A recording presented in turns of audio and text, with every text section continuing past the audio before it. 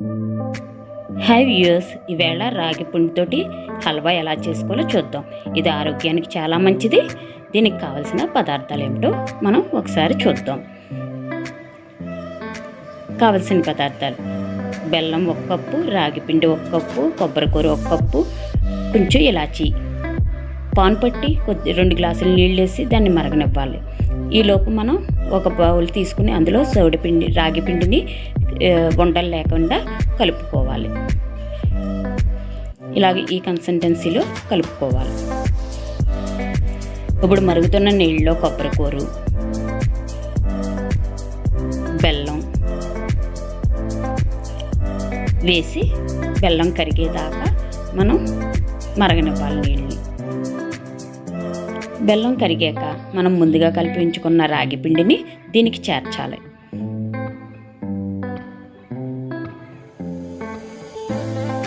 మనం అడుగు అంటకుండా అలా కలుపుతూ ఉండాలి.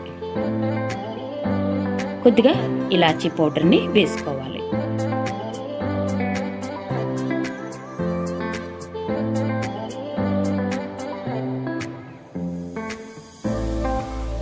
మధ్య మధ్యలో కొద్దిగా నెయ్యి వేస్తూ మనం కలుపుతూ ఉండాలి.